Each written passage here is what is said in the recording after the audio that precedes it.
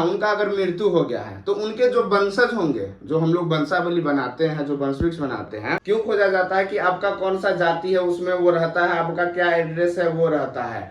शेष छोड़ के लगान होता है कि जब हम लोग रसीद कटाते, खतियान उत्तराधिकार, ये हो जाएगा उत्तरा। जय हिंद साथियों, स्वागत है हमारे यूट्यूब चैनल बिहार सर्वे इन्फॉर्मेशन में। तो आज हम आपको बताने वाले हैं कि प्रपत्र 2 जो रैयत के द्वारा स्वघोषणा होता है उसको कैसे भरना है। बहुत सारा लोग गलती कर रहे हैं कि जो रैयत का नाम होता है उसमें जो पूर्वज मरे हुए हैं, जिनके नाम से केवाला है या खतियान है, उनका नाम लेके आ रहे हैं। तो आज हम आपको ये सामने में हमने बोर्ड पे प्रपत्र 2 जो कि रैयत द्वारा स्वामित्व धारित भूमि की स्वघोषणा है तो प्रपत्र है वो हमने बना दिया है। और एक एक कॉलम हमने वहां पे एक एक कॉलम जो कि हमारे फॉर्म में होता है वो हमने यहाँ पे दर्शा दिया। और आज हम आपको एक एक कौन सा चीज कहाँ भराएगा उस सब के बारे में आपको डीपली जानकारी देंगे। तो सबसे पहले जो आप देख रहे हैं कि ये प्रपत्र 2 का सैंपल है और इसमें सबसे फर्स्ट में जो इनका हेडिंग होता है उसमें हेडिंग में जो राजस्व ग्राम हुआ, जैसे हमारा जमीन किसी दूसरे जगह पे है, घर हमारा किसी दूसरे डिस्ट्रिक्ट पे है, तो फिर यहाँ पे भी लोग कर रहे हैं कि राजस्व ग्राम में जहां उनका घर है वो एड्रेस यहाँ डाल दे रहा है। तो ऐसा नहीं करना है कि जो आपका जमीन है, जहां जमीन है उसका जो गांव पड़ता है वो आपको सबसे पहले यहाँ राजस्व ग्राम में भरना है। जहां आपका जमीन है वो हम राजस्व ग्राम में डालेंगे। तो हम अपना मन से कुछ आपको सैंपल के तौर पे अपना मन से डाल दे रहे हैं। ये हमारा राजस्व ग्राम हुआ। तो राजस्व ग्राम में ये जमीन जहां पड़ता है, अगर हम कहीं दूसरे जगह के हैं तो वो हम नहीं लिख के राजस्व ग्राम का नाम यहाँ पे हो जाएगा जहां जमीन है। उसका जो थाना नंबर होता है, हर एक गांव का, हर एक राजस्व ग्राम का, सबका एक स्पेसिफिक थाना नंबर दिया गया हुआ है। तो वो जो थाना नंबर आपके रसीद में, आपके केवाला में लिखा होता है, तो जो आपके राजस्व ग्राम का थाना नंबर होगा वो यहाँ पे हम डालेंगे। तो जैसे इसका नाम, ये थाना नंबर हो गया। अब होता है कि हल्का नंबर। तो जो राजस्व ग्राम होते हैं जहां आपका जमीन होता है उसका एक हल्का नंबर होता है। तो या तो अगर आपको हल्का नंबर पता है, ज्यादातर केस में आम रैयत को हल्का नंबर नहीं पता होता है, अगर आपको हल्का नंबर पता है तो लिख दीजिए, अगर नहीं पता है तो उसको आपको खाली छोड़ देना है। या तो अगर आप किसी राजस्व कर्मचारी के कांटेक्ट में है या कोई सर्वे कर्मी आपके कांटेक्ट में है तो आप उनसे एक बार पूछ के जानकारी ले सकते हैं। अगर उनको जानकारी हो तो आप लिखिए, नहीं तो खाली छोड़ दीजिए। तो ये जो हमारा हल्का नंबर है ये मेरे को पता है, तो यहाँ पे हमने हल्का नंबर 14 लिख दिया है। अब है पुलिस थाना। तो जो आपके जमीन का, जहां आपका जमीन पड़ता है उसका जो पुलिस थाना हो वो यहाँ पे हम लिखेंगे। तो पुलिस थाना मान के चलिए इसका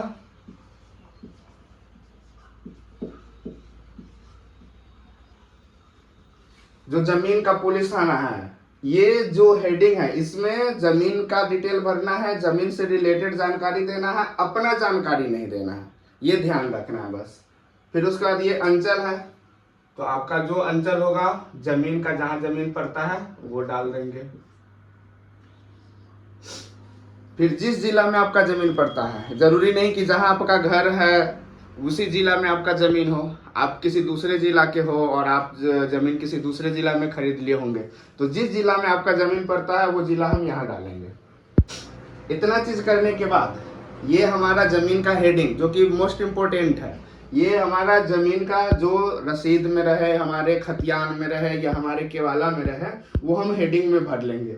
तो सबसे पहले जो हमारा राजस्व ग्राम था वो हमने लिख दिया, उसके बाद जमीन का जो थाना नंबर है वो लिख दिया, हल्का नंबर है वो लिख दिए, उसके बाद पुलिस थाना जो पड़ता है, अंचल जो है, जिला जो है। इतना चीज करने के बाद अब आते हैं हम यहाँ पे। इसमें है कि रैयत का नाम, इसमें भी बहुत लोग गलती कर रहे हैं कि रैयत का जो नाम है उसमें जिनके नाम से जमीन है वो अगर जिंदा नहीं है उनका लोग नाम यहाँ लिख दे रहे हैं। तो ऐसा नहीं करना है। रैयत का नाम में होगा कि जो आप स्वघोषणा कर रहे हैं, जो मर गए हुए हैं वो तो स्वघोषणा नहीं करेंगे क्योंकि यहाँ पे उनका साइन होना है। तो जिनके नाम से केवाला हो या खतियान है या उनके नाम से अगर जमीन है, उनका डेथ हो गया है तो वो यहाँ नाम नहीं आएगा। ये जो आप प्रपत्र 2 दे रहे हैं ये आप दे रहे हैं खाता खोलने के संबंध में। तो जो आदमी मर गया है उनके नाम से तो खाता खुलेगा नहीं, तो जो जिंदा व्यक्ति है, जो उनके वंशज है, उन्हीं के नाम से खाता खुलेगा। तो यहाँ पे जो नाम होगा, अगर जिनके नाम से केवाला है वो अगर जिंदा व्यक्ति है तो उनका नाम हो जाएगा, जिनके नाम से जमीन है उनके नाम से अगर जमाबंदी कायम है, रसीद कट रहा है, तो फिर उनका नाम हो जाएगा। फिर है कि जिनके नाम से केवाला है उनका अगर मृत्यु हो गया है तो उनके जो वंशज होंगे, जो हम लोग वंशावली बनाते हैं, जो वंशवृक्ष बनाते हैं, उसमें जो उनके वंशज होंगे जीवित, उनका यहाँ नाम आ जाएगा। तो सपोज डेट मान के चलिए कि राम के नाम से जमीन था, राम के नाम से केवाला मानिए, खतियान मानिए, रसीद कट रहा है, और उनके 4 बेटे हैं। तो जो 4 बेटे हैं, जैसे ए हो गया तो ए का नाम लिखेंगे, वो कर देंगे, फिर बी लिख देंगे, फिर वो, मतलब जो इनके बेटे हैं जीवित उनका ये नाम लिख देंगे। तो ये तो हो गया कि वंशावली के आधार पे जो वंशवृक्ष बना है उसके हिसाब से ये चारों बेटा का हो गया। अब इसके नीचे हम यहाँ पे पिता का नाम लिख देंगे।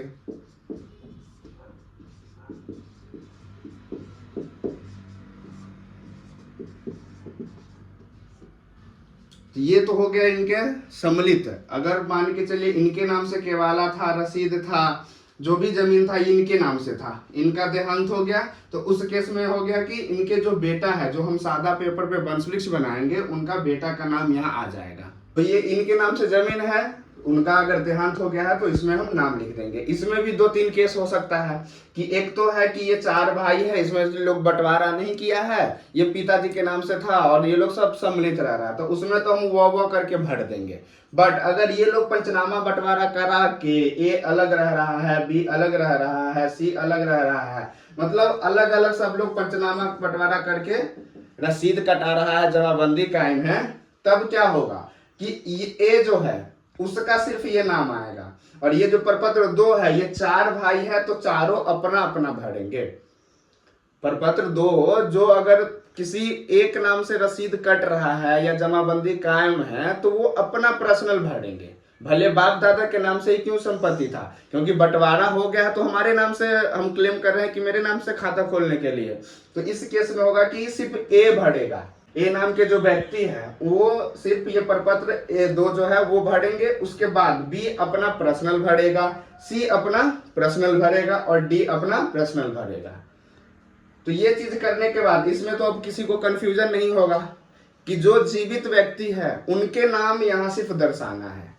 अगर पर्सनल है तो आप पर्सनल का नाम दीजिए, सम्मिलित में है अगर एक ही केवाला है, उसमें होता है कि 2 आदमी, 3 आदमी, 4 आदमी मिलके खरीदे होते हैं, तो जितने लोग खरीदे होते हैं उन सबका नाम यहाँ पे आ जाएगा।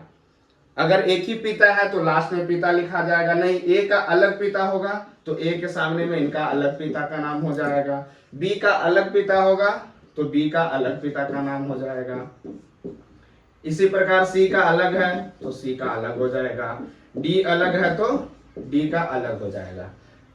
इसमें हो गया क्या कि 4 आदमी है, अलग अलग है लेकिन सम्मिलित केवाला खरीदे हैं, तो इस केस में हम सबका वो करके पिता का नाम लिख देंगे। अगर चारों भाई है तो इस केस में हम यहाँ पे सिर्फ पिता लिख देंगे, चारों भाई का नाम लिख देंगे।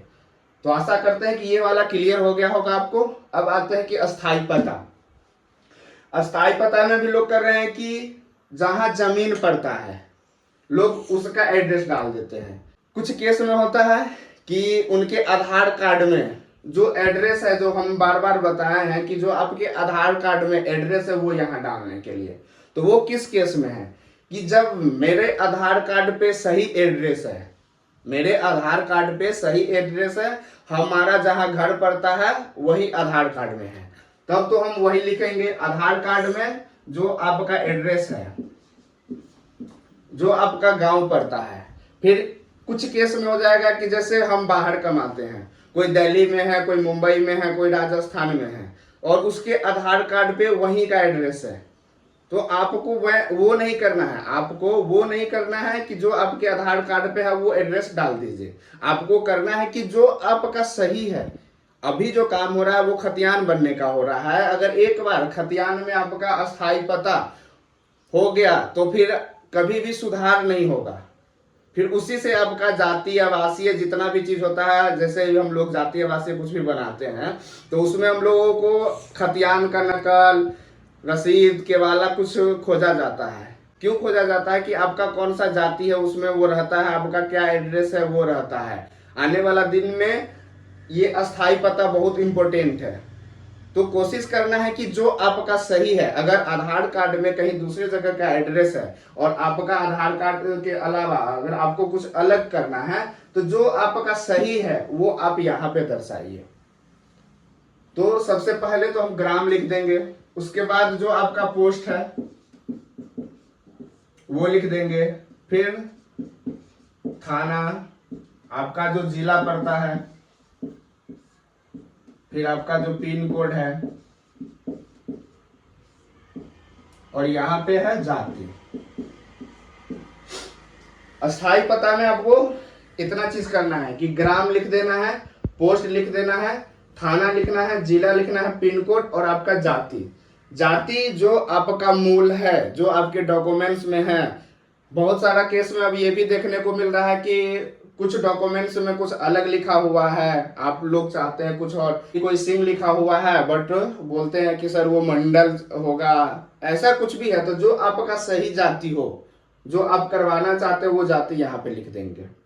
अब है खाता, यहाँ पे खाता है, तो जो आपके केवाला में जो आप जो डॉक्यूमेंट्स दे रहे हैं, जिनके नाम से सर्वे करवाने के लिए बोल रहे हैं, उसका जो खाता रहे आपका, वो खाता यहाँ दर्शाना है। तो खाता में हो गया कि अगर एक खाता है तब तो आप एक लिख देंगे, अगर आपका खाता एक है तो एक लिख देंगे।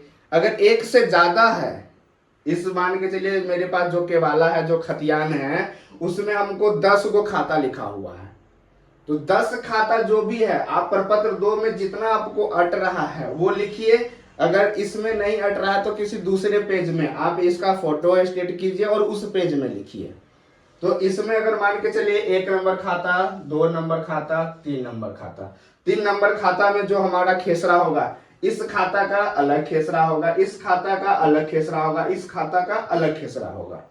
तो इस खाता का अगर सपोज दैट ये 101 हो गया, ये 102 हो गया और ये 103 हो गया, मतलब एक खाता है जिसमें हमारा 101 खेसरा है, 2 खाता है जिसमें 102 है, 3 है। हो सकता है कि आपको एक खाता में एक से ज्यादा खेसरा है, हो सकता है कि 2 में आपको 4 खेसरा मिले, हो सकता है कि 3 में आपको 5 खेसरा है।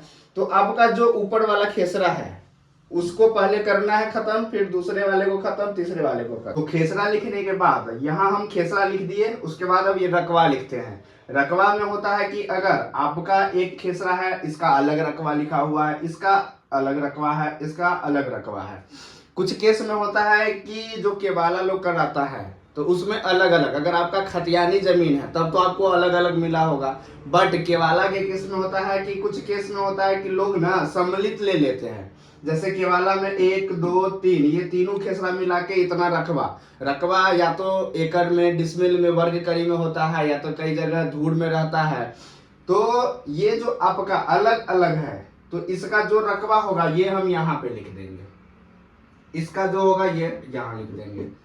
तो ये तो फर्स्ट केस हो गया कि अगर अलग अलग है तो लिख दिए, बट किसी में होगा कि ये तीनों मिला के दिया गया है। अगर आपको पता है कि इस खेसरे का रकबा ये है, इस खेसरे का रकबा ये है, तो आप लिख दीजिए। अगर नहीं पता है तो जो सम्मिलित दिया हुआ है वो आप ऐसे करके यहाँ पे रकबा लिख देंगे। रकबा हमेशा एकड़ और डिसमिल में लिखना है। तो जो हमारा है, अगर मान के चलिए जमीन का 101 का 1 एकड़ 50 डिसमिल।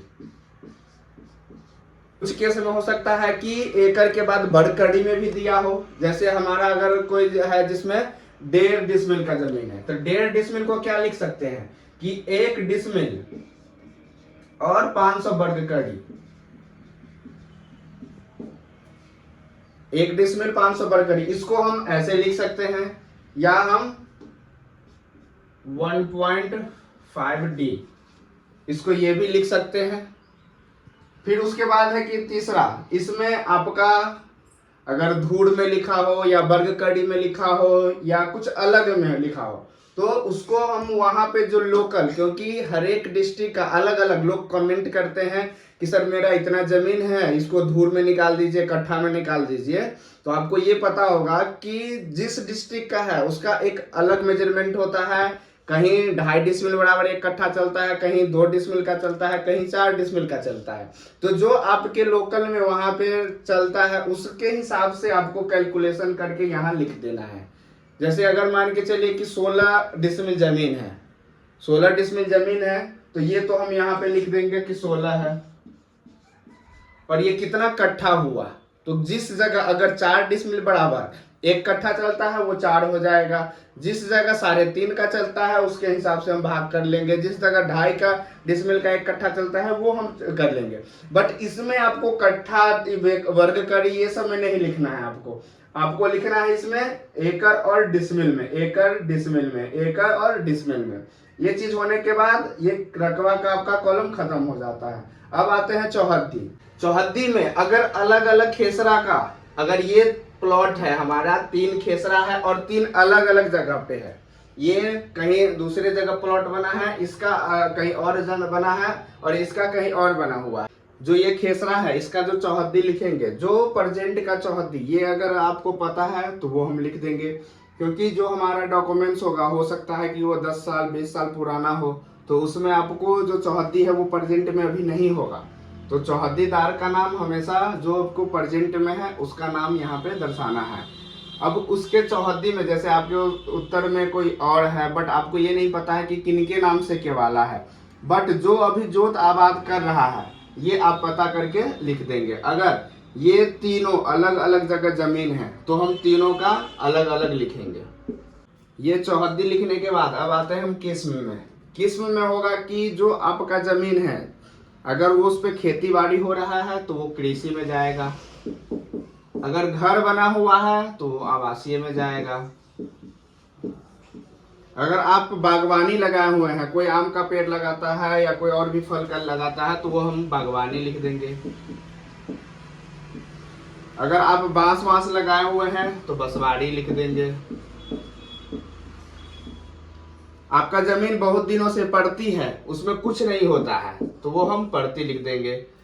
हो सकता है कि आपका जो जमीन है उसमें आपने पोखर खुदा रखा है, उसमें मछली पालन कर रहे हैं, उस केस में हम पोखर लिख देंगे। तो ये किस्म है। इसमें भी अब किस्म के अंदर आता है धनहर 1, धनहर 2, भीट 1, भीट 2। तो ये आपको डिसाइड नहीं करना है। अगर आपको पता है कि ये धनहर 1 में आता है, भीट 1 में आता है तो आप लिख दीजिए। अगर नहीं पता है तो इसी में आप लिख देंगे। जो हमारे सर्वे कर्मी फील्ड पे जाएंगे, जब हम लोग प्लॉटिंग करने के लिए जाएंगे, किश्तवाड़ी करने जाएंगे, उस समय वो अपने पंजी में वो डिसाइड कर लेंगे कि ये धनहर है, धनहर 2 है ये। अब आता है कि शेष छोड़ के लगान। शेष छोड़ के लगान होता है कि जब हम लोग रसीद कटाते हैं, जो पुराना रसीद देखे होंगे या नया रसीद है, उसमें एक शेष लिखा होता है, एक शेष का कॉलम होता है और लास्ट में कुल लिखा होता है कि आपने जो पे किया है वो कितना रुपया पे किया है। तो हमने मान के चलिए कुल 100 रुपया पे किया, हमने 100 रुपया का रसीद रेंट पे किया और शेष वाला जो है इस कॉलम में 20 रुपया था। तो इसको घटाने के बाद, शेष को घटाने के बाद, अगर 100 रुपया हमने पे किया है और शेष कॉलम में 20 रुपया है तो घटाने के बाद कितना 80 रुपया बचा। तो ये 80 रुपया हम यहाँ पे शेष छोड़ के लगान में लिख देंगे। अगर आपका जितना रुपया कुल पे हो। हाँ, और इसमें भी है कि बहुत सारा लोग क्या करते हैं कि 10 साल 20 साल 25 साल का पेमेंट करते हैं एक बार में, तो उस केस में कहाँ से लिखेंगे? आपको जो 1 साल का रुपया लगा है उसको घटाने के बाद, 1 साल में घटाने के बाद आपका जो शेष रहेगा वो शेष छोड़कर लगान में हम लिख देंगे। शेष छोड़कर लगान लिखने के बाद अब जमाबंदी संख्या आता है। जमाबंदी संख्या में अगर आपके नाम से जमाबंदी कायम है, आप रसीद लिए होंगे, जो पुराना रसीद होता है उसके कॉर्नर पे लिखा होता है, इस साइड में जमाबंदी और संख्या लिखा होता है। यहाँ पे कभी भी आप रसीद देखिएगा, इसके कॉर्नर पे ये जमाबंदी संख्या लिखा होता है। तो जो जमाबंदी है वो आपको लिख देना है यहाँ पे। कुछ केस में होगा कि केवाला है, खतियान है, बट उसका रसीद नहीं कट रहा है, तो उस केस में ना आपको इसमें कुछ भरना है ना इसमें कुछ भरना है, क्योंकि जमाबंदी संख्या तभी आएगा जब आपका जमाबंदी कायम होगा। एक तो ये हो गया। अब हो रहा है कि जो हमारा नया रसीद कट रहा है, जो लोग ऑनलाइन रसीद कटा रहे हैं, उसमें जमाबंदी संख्या नहीं दिया होता है, उसमें कंप्यूटरकृत जमाबंदी संख्या रहता है। वर्तमान भाग लिखा होता है और एक पृष्ठ संख्या लिखा होता है। तो जिसमें अगर जमाबंदी संख्या नहीं है उसका हम वर्तमान भाग लिख देंगे जो हमारे रसीद में होगा, और जो उसका पृष्ठ भाग होगा वो लिख देंगे। ये जमाबंदी संख्या। किसी किसी में होगा कि ये तीनों होगा, जमाबंदी संख्या भी होगा, उसका भाग वर्तमान भी होगा और पृष्ठ संख्या भी होगा। तो जो आपके पास अवेलेबल है तीनों है तो तीनों का जानकारी दे दीजिए। एक है ये दोनों नहीं है, पुराने रसीद लीजिएगा उसमें भाग वर्तमान आपको नहीं मिलेगा। तो जो आपके पास अवेलेबल हो वो जानकारी। हाँ, जिसका मोटेशन ही नहीं हुआ, जिसका दाखिल खारिज ही नहीं हुआ है, तो उस केस में आपको इसको खाली छोड़ देना है। ये वाला कॉलम और ये वाला कॉलम ये खाली छोड़ देंगे। ये आपको तभी मिलता है जब आपके नाम से जमाबंदी कायम हो, आपका रसीद कट रहा हो, तभी ये आपके पास अवेलेबल होगा। तो हम यहाँ पे जमाबंदी संख्या जो हमारा यहाँ पर है 146 वो हम लिख देंगे। तो ये हम 146 लिख दिए। अब है कि भूमि पे दावा का आधार यथा उत्तराधिकार क्रय बंदोबस्त अन्य। तो इसमें है कि जो आप दावा कर रहे हैं कोई भी चीज पे, अगर ये ब्लैक बोर्ड है या व्हाइट बोर्ड है, इसमें आप दावा कर रहे हैं कि ये मेरा है, तो इसके रीजन तो होगा ना कोई कि हाँ ये मेरा डॉक्यूमेंट्स है, ये मेरे पास इसका रसीद है, या हम जो खरीदे हैं उसका कुछ डॉक्यूमेंट्स है। तो ये जो आप दावा कर रहे हैं जमीन पे कि ये जमीन मेरा है, तो उसका आधार क्या है? उसका कोई बेस होगा कि हमारा खतियानी जमीन है या हमारे पूर्वज के नाम से है, हम वंशज हैं उनके। तो ये आपका अगर खतियानी है तो यहाँ पे हम खतियानी लिखेंगे। बट अगर आपका केवाला है तो केवाला लिख देंगे। फिर उसके बाद है कि आपका दान पत्र है, अगर कोई आदमी दान दिया हुआ है। जब आप कोई केवाला लेते हैं तो उसमें लेख्य प्रकार रहता है, उसमें लिखा रहता है कि विक्रय है, तो वो केवाला हो गया, तो वो हम लिख लेंगे। जिसमें अगर वो दान लिखा हो तो उसको हम दान पत्र मानते हैं, तो उसको हम दान पत्र के हिसाब से लिख देंगे। अब है बंदोबस्त। सरकारी जमीन पे अगर किसी को रहने के लिए बंदोबस्ती किया गया है, बंदोबस्ती पर्चा मिला हुआ है, तो यहाँ पे हम बंदोबस्त लिख देंगे। फिर उसके बाद अब बच गया कि उत्तराधिकार। उत्तराधिकार कहाँ जाएगा? अगर इसमें से किसी के नाम से जमीन है और उनका मृत्यु हो गया है, अगर जैसे खतियान हमारे बाप दादा के नाम से है, उनका मृत्यु हो गया है, उसमें हम वंशावली बना के हम ये कर रहे हैं कि हम उनके वंशज हैं, तो उस केस में हो जाएगा खतियान उत्तराधिकार। ये हो जाएगा उत्तराधिकार। अगर केवाला है, जिनके नाम से केवाला है उनका मृत्यु हो गया है, तो उसमें भी केवाला और उत्तराधिकार लिख देंगे। सेम केस में यही हो जाएगा उत्तराधिकार उत्तराधिकार। ये होगा जब आदमी मर गया है, जिनके नाम से केवाला है उनका डेथ हो गया है, जिनके नाम से रसीद कट रहा है उनका डेथ हो गया है, तो हम उत्तराधिकार के रूप में लिखेंगे। अगर इसमें से सब जिंदा ही है तब आपको सिर्फ जो जिस टाइप का जमीन है उसका हम यहाँ पे लिख देंगे। तो ये अगर हमारा केवाला है तो ये हम केवाला लिख देंगे। उसके बाद है कि ये अगर यहाँ पे हमने क्या किया था कि राम के नाम से जमीन था, तो ये केवाला में हमारा उत्तराधिकार चला जाएगा। अब होगा अभियुक्ति। अगर कोई हो, अभियुक्ति का कॉलम है, अगर आपको कुछ अलग जानकारी देना है जो कि इस बीच में आपको नहीं लिख पाए और नहीं मतलब जानकारी दे सके, वैसा अगर कोई मसला हो तो आप इसमें लिख सकते हैं। जैसे हो सकता है कि अगर कोई जमीन है जिसपे वाद विवाद चल रहा है, कोर्ट में उसमें केस हुआ है, तो उसका जानकारी हमको यहाँ देना है, क्योंकि वाद विवाद के लिए, केस के लिए कोई ऐसा कॉलम इसमें नहीं दिया गया है जहां आप जानकारी दे सके। तो इस केस में है कि वाद है। कभी भी एक होता है कि कोई जमीन है उसमें मौखिक हो रहा है कि ये मेरा है मेरा है, जब जाता है लोग काम करने के लिए तो 10 आदमी खड़ा होकर लड़ाई झगड़ा करने लगता है। उस केस का, उस मतलब बात का कोई वैल्यू नहीं है। अगर आपका कोई जमीन है जिसपे वाद विवाद चल रहा है और वो कोर्ट में केस है, वो न्यायालय में वाद उसका दायर है, तब जाके उसको हम वैलिड मानेंगे। और यहाँ पे हमें उसका जो आपका वाद संख्या मिला होता है, जब आप कोई केस वेस करते हैं या टाइटल शूट किए होंगे तो उसमें वाद संख्या और वर्ष लिखा होता है। तो जो आपका वाद रहेगा और जो आपका वर्ष रहेगा वो हम यहाँ पे लिख देंगे। अगर आपका जमीन पे कोई केस नहीं है, कोई वाद विवाद नहीं है, तो इसको हम खाली छोड़ देंगे। अब है स्थान, जहां का आपका जमीन है और जहां आप फॉर्म अप्लाई कर रहे हैं। जैसे जमीन हमारा कहाँ, यहाँ का है, इकराहा का है, तो हम यहाँ पे स्थान में इकराहा डाल देंगे। तिथि है कि जिस तिथि को आप जमा कर रहे हैं, ये जो आप फॉर्म जमा करने जाइएगा कोई एक अलग ही तिथि होगा, वो तिथि हम यहाँ पे लिख देंगे। ये तिथि लिखने के बाद अब आता है कि रैयत का हस्ताक्षर अंगूठे का निशान। यहाँ पे देखिए कि रैयत जो है ABCD, यहाँ पे 4 रैयत है, तो चारों आदमी का वहां पे अंगूठा निशान, चारों आदमी का साइन नहीं संभव है। तो इसमें से कोशिश करना है कि जो बड़े भाई है उनका वहां पे साइन हो जाएगा। अगर ये अवेलेबल नहीं है तो इनका हो जाएगा, ये अवेलेबल नहीं है तो इनका हो जाएगा। मतलब इस चारों में कोई एक आदमी को अवेलेबल होना जरूरी है, जो यहाँ पे उनका साइन हो जाएगा। तो यहाँ पे साइन या अंगूठा का निशान कर देंगे। उसके बाद है मोबाइल नंबर।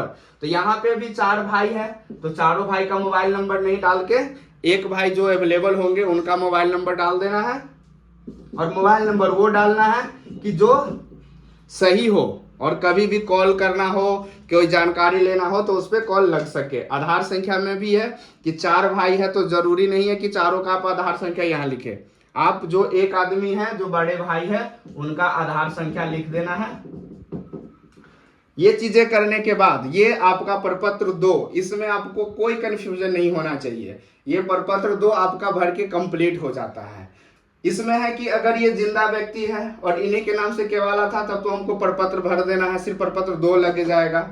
और इसके साथ में जो आपका केवाला है, जो आपका रसीद है, जो आपका आधार कार्ड है, ये चीज करने के बाद फ्रंट पेज जो प्रपत्र 2 है उसको 2 कॉपी में कर लेना है, बाकी को एक एक कॉपी करके पिनअप करके शिविर में जमा कर देना है। उसमें आपको एक रिसीविंग के लिए मिलेगा जो कि इसका जीरोक्स होगा। दूसरे केस में होगा कि इनके नाम से जमीन नहीं होके इनके नाम से जमीन था और ये जिंदा व्यक्ति है, तो ये प्रपत्र 2 तो भराएगा ही, इसके साथ में भराएगा प्रपत्र 3-1। ये प्रपत्र 3-1 भराएगा। उसके बाद इसका जो 2 पार्ट होता है, एक दखल वाला फॉर्म होता है, तो वो दखल का फॉर्म जो है वो भी भराएगा। और जो डॉक्यूमेंट्स अभी बोले हैं, अगर आपके पास रसीद है रसीद दे दीजिएगा, आधार कार्ड है आधार कार्ड दीजिए, और जो आपका केवाला खतियानी जो भी डॉक्यूमेंट्स है वो आप इसके साथ लगा के सेम प्रोसेस आपको यही फॉलो करना है। इसमें भी आपको सिर्फ प्रपत्र 2 का एक डबल जीरोक्स करा के एक रिसीविंग ले लेना है। इसको करने के लिए आप 2 टाइप से कर सकते हैं। एक तो है कि इसको आप जीरोक्स करवाइए ऑफलाइन जाके शिविर में, या जो सर्वे कर्मी अमीन है उनके पास आप जमा कर सकते हैं। दूसरा है कि आप ऑनलाइन जमा कर सकते हैं। ऑनलाइन आप DLRS के साइट पे जाइए, वहां पे आप इसका PDF 3 MB के अंदर बनाइए, और सिंपल प्रोसेस है, उसमें कोई ज्यादा नहीं है। आप अपना मोबाइल नंबर डालिए, एक OTP जाएगा, जो आपका डिटेल है वो भरिए और सबमिट कर दीजिए। वहां पे भी आपको एक रेफरेंस ID मिलेगा, उसको आप संभाल के रखिए। आशा करते हैं आपको प्रपत्र 2 के बारे में पूरी जानकारी मिल गई होगी। अगर वीडियो पसंद आया तो हमारे चैनल को लाइक एवं सब्सक्राइब जरूर करें। धन्यवाद।